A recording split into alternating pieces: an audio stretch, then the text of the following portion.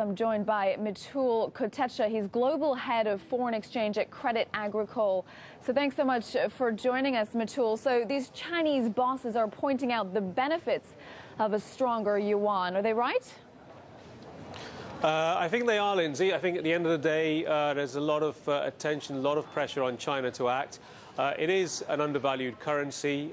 There is growing pressure, as you say, domestically. It's interesting that there is this domestic pressure. It's adding to the chorus of international pressure.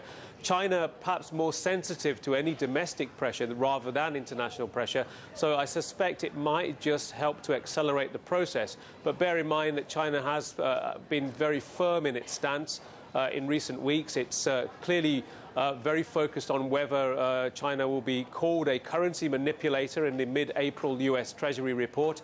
If that is the case, we could put any yuan revaluation actually on the back burner, and we could see retaliation from China. So it's by no means a done deal that we're going to see any imminent revaluation. So Chuck Schumer, the U.S.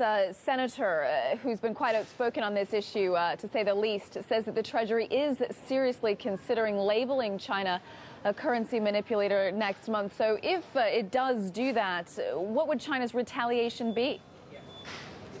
Well, I think China could be far more aggressive, and clearly the most obvious retaliation may be to slow down its purchases of U.S. treasuries or even diversify more quickly away from U.S. dollar assets.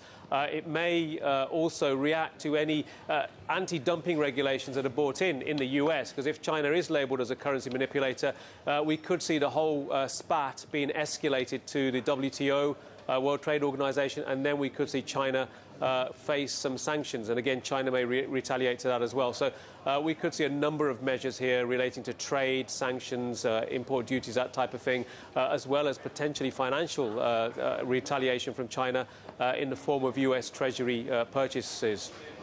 But it looks like the markets think that China may indeed bow to some of this pressure because yuan forwards are rising. People say it's going to eventually appreciate despite this criticism. I think it will as well. Our view is that we're going to see at least a 5% appreciation of the Chinese yuan this year. We believe that we're going to see something happen around the second quarter. So we're moving in that direction. China is clearly worried about capital inflows or hot money inflows, and that's one reason why it is quite cautious. But at the same time, inflation pressures are picking up, interest rates are moving higher, reserve ratio is being tightened, lending is being tightened, and all of this will be accompanied by or supplemented by a stronger currency. So I think we will move in that direction in the not-too-distant future. How do you trade this currency spat between the U.S. and China? What are you advising your clients? Well, at the moment, I think you've got to stay on the sidelines regarding this. I think the market is not fully priced in this 5% move that we're expecting. So in that sense, you could be selling dollar China NDFs, expecting a bigger move in the yuan, perhaps is priced in.